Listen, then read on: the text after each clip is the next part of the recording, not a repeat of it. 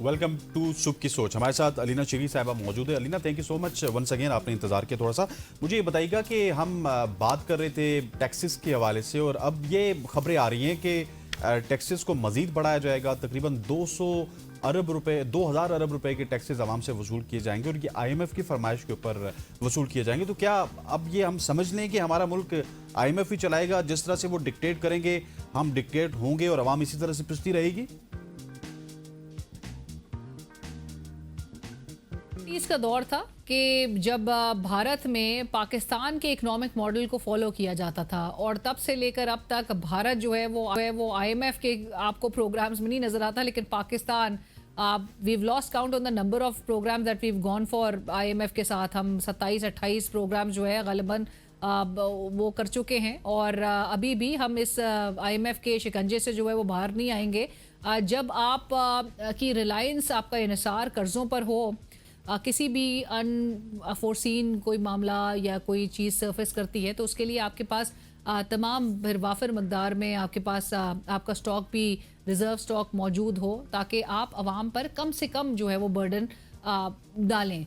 लेकिन पाकिस्तान में उसके बरक्स चीज़ें हमें बहुत नी जर्क रिएक्शन के साथ, हमें बहुत एक रिएक्टिव मोड में हमें चीज़ें हैंडल होती हुई दिखाई देती हैं। और फिर लाइक आई सेड कि IMF के जब आप प्रोग्राम्स में हो, तो फिर IMF की कंडीशंस, जो कि आपको याद होगा वज़ीर आज़म शहबाज शरीफ साहब कहते थे IMF नाक से लकीरें निकलवा देता है। तमाम आपके इदारों में जो है फिर वो पेनिट्रेट करते हैं, वो आप पे एक स्ट्रिक्ट उनकी एक ओवरसाइट होती है, नज़र रखते हैं और किस तरह से आप मामला चला रहे हैं। सो उसके साथ साथ ही वो आपकी कंडीशंस जो उनकी होती हैं वो इटसेल्फ इतनी स्ट्रिक्ट और इतनी लीथल होती हैं आवाम के लिए नेचुरली, जो कि इस वक्त आवाम की हालत ज़ार का क्या ही हम अभी पहले भी हम बात कर रहे थे। सो लिहाजा IMF की जब तक आप प्रोग्राम्स में हैं तब तक आपने, और कुछ चीज़ें आपने रिफॉर्म्स वगैरह जो बार बार कहा जा रहा होता है इस जो भी हुकूमत, जो भी बरसर इक़्तिदार हो, कि कुछ स्ट्रक्चरल रिफॉर्म्स जो है वो करने की ज़रूरत है।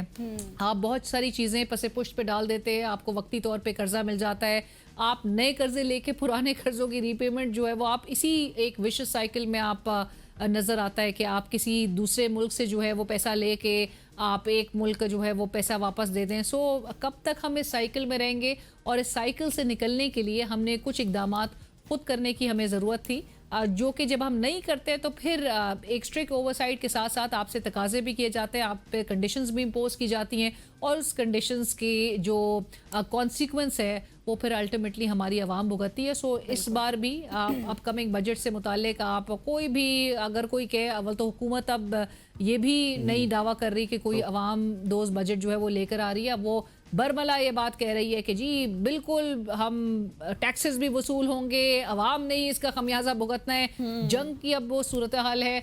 सो लिहाजा अवाम इस खाम ख्याली में ना रहे कि कोई अवाम दोस्त बजट आएगा। ये बजट जो है वो बहुत ही एक लोडेड बजट होगा। नए टैक्सेस की बिल्कुल बात की जा रही है, और अल्टीमेटली जो इनडायरेक्ट टैक्सेस है उसी की मद में हम अवाम से जो है वो वसूल किया जाए। बिल्कुल आपने सही कहा था। अलीना शेरी साहिबा हमारे साथ मौजूद थी और इन डिटेल हम डिस्कशन कर रहे थे हर सूरत हाल से रिलेटेड। अब आगे बढ़ते हैं और बात करते हैं पाकिस्तान की शोबा सेहत के लिए एक बड़ी और तारीखी पेशरफ सामने आई है, जहां पेशावर इंस्टीट्यूट ऑफ कार्डियोलॉजी ने मुल्क की पहली, आपकी कहें कि एंडोस्कोपिक कार्डियक सर्जरी, कामयाब सर्जरी जो है वो अंजाम दे दी है। जदीद एडवांस और camera assisted technology surgical techniques की मदद से डॉक्टर्स ने एक 37 साल मरीज के दिल के वॉल्स जो होती है, उनकी बीमारी जो बंद होते हैं, या फिर दिल के सुराख का जो पेचीदा ऑपरेशन कहा जाता है, उसको बगैर सीना खोले मुकम्मल किया है। और ये कामयाबी ना सिर्फ खैबर पख्तूनख्वा बल्कि आप ये कहें कि पूरे पाकिस्तान के लिए मेडिकल साइंस के मैदान में एक अहम संगे मील समझी जा रही है। इस पर बात करेंगे। इसी पे बात करने के लिए डॉक्टर मुजीबुर रहमान साहब, हार्ट सर्जन, हमारे साथ मौजूद हैं। Sir, thank you so much for joining us. सबसे पहले तो आपसे यही सवाल करूंगा कि हमारे नाज़रीन को बताइएगा ये मरीज़ किस बीमारी का शिकार था, और असल इसको मसला क्या था, उसकी नौयत क्या थी जिसकी आपने एंडोस्कोपिक कार्डियक सर्जरी की है, और वो भी मतलब इस टेक्नोलॉजी का आपने इस्तेमाल किया। सब सुन के इसको हैरान हुए। मेरा नाम डॉक्टर मुजीबुर रहमान है। मैं PIC में genital and paediatric cardio surgeon में काम कर रहा हूँ। PIC Peshawar institute of cardiology. यहाँ पे मैं तकरीबन 2.5 ईयर से पेडियाट्रिक एंड कंजेनिटल सर्जरीज कर रहा हूँ। तो ज़्यादातर मैं मिनिमल इन्वेसिव सर्जरीज कर रहा हूँ। पहले से मैं इधर से इसको कहते हैं राइट इंफ्रा जेलिटोकार्डमी। ये मैंने 250 प्लस केसेस किए हुए हैं अल्हम्दुलिल्लाह। तो मिनिमल इन्वेजिव सर्जरी बहुत मतलब एडवांस तक पहुंच चुकी है। पहले हम इधर से कट लगाते हैं और थोड़ा सा रीज वगैरह को स्प्रेड करते हैं। फिर इसके बाद जो है एडवांस है, इसके बाद totally endoscopic open heart surgery है। फिर उसके बाद रोबोटिक सर्जरी है। तो हम तो अल्हम्दुलिल्लाह यहाँ total endoscopic open heart surgery तक पहुँच चुके हैं। परसों जो मैंने केस किया हुआ है उसमें दिल में एक बड़ा सुराख था और 2 वाल लीक थे। तो मैंने टोटल एंडोस्कोपिक 2 वाल रिपेयर किया अल्हम्दुलिल्लाह और एक तो सुराख बन गया।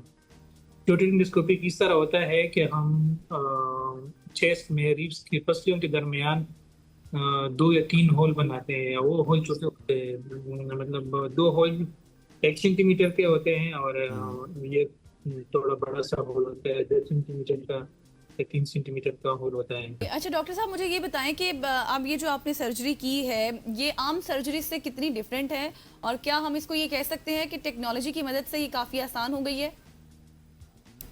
नहीं, थोड़ा ये टेक्निकल है, चैलेंजिंग है, मुश्किल है और टाइम कंज्यूमिंग है। और जो स्टैंडर्ड है हम स्टैंडर्ड टेक्निक है, हम वो बोल लेते हैं ना टेस्ट, उसको स्टेनोटॉमी कहते हैं। स्टेनोटॉमी में हम ये स्टर्नम डिवाइड करते हैं, फिर बाद में तारों से जोड़ लेते हैं। इसके बाद यहाँ से हम करते हैं पसलियों के दरमियान और उसमें हम कैमरे वगैरह से नहीं देखते, हम डायरेक्ट दिल को अपनी मतलब आंखों से देखते हैं डायरेक्टली, विजन के अंडर होता है। एक टोटल एंडोस्कोपी इस तरह होता है कि हम 3 होल बनाते हैं, उसमें से एक में कैमरा, उसको टोरेकोस्कोप कहते हैं, कैमरा डालते हैं और एक में से हम वो जो फोर्सेप है वही हैंडल करते हैं और दूसरे में तीसरे में जो है ना हम काम करते हैं उसमें।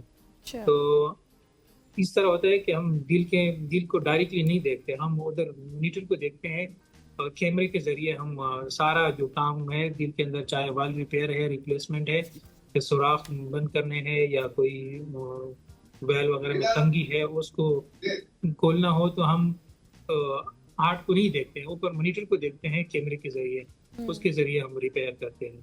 तो उसके लिए बहुत बड़े इंसिजन की जरूरत नहीं पड़ती और ना हड्डियों को तोड़ने की या अच्छा मुजीब साहब, मुझे ये भी इस सर्जरी में, क्योंकि ये सर्जरी आपकी हुई है बेसिकली आपने सीना खोले बगैर की है, सो ये कितना चैलेंजिंग था और किस तरह से आपने फिर इसको पाया तकमील तक पहुंचाया? एग्जैक्टली ये बहुत चैलेंजिंग होता है और इसके लिए बहुत की जरूरत होती है।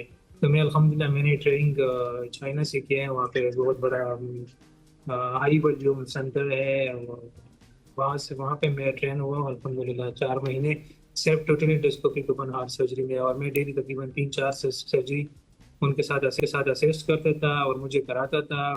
बहुत वर्कशॉप में मैं बिजी रहता था, तो वहाँ पे मेरे सुपरवाइजर हैं, मेंटर्स हैं, वो मुझे हर वक्त बिजी रखते थे और वहाँ से अल्हम्दुलिल्लाह मैंने काफ़ी कुछ सीख लिया है और उन्होंने मुझे असेस भी किया हुआ है कि आया मैं इसका काबिल हूँ कि नहीं, क्योंकि उन्होंने मुझे परमिशन दी थी कि no I can do for any total endoscopic open heart surgery.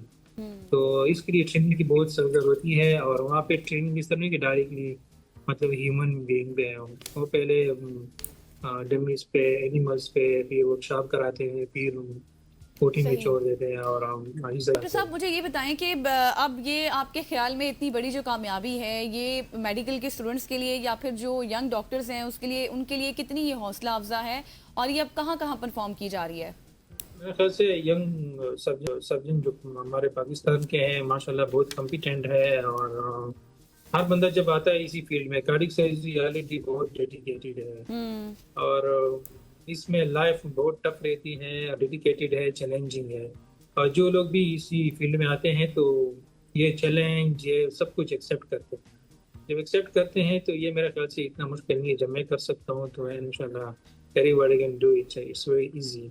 It's not easy in the sense, but if someone is get trained in a very well way, so they can do it. और training की ज़रूरत है। मैं तो हमारे जो youngster है उनको ये एडवाइस देता हूँ कि जहाँ से भी हो सीखें और अच्छी ट्रेनिंग कर ले, यानी कि एक दो केसेस किसी के साथ कर लें और आप शुरू हो जाएं। नहीं, प्रॉपर ट्रेनिंग कर ले, प्रॉपर ट्रेनिंग के बाद आए और अपनी कंट्री को सर्व करें। ये मैंने फर्स्ट केस किया हुआ है यहाँ पे अल्हम्दुलिल्लाह, और बाकी जगहों में तो नहीं हो रहा है।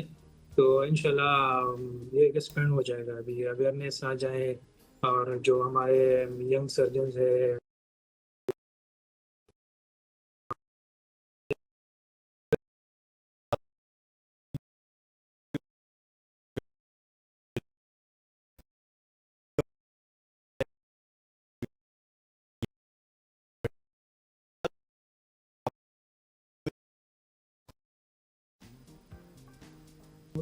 कस्मेसीज, वो जो कस्मेटिक एक कस्मेटिक किस्म का ऑपरेशन होता है, मतलब ज्यादा जो वॉन है और वो चीजें नजर नहीं आती।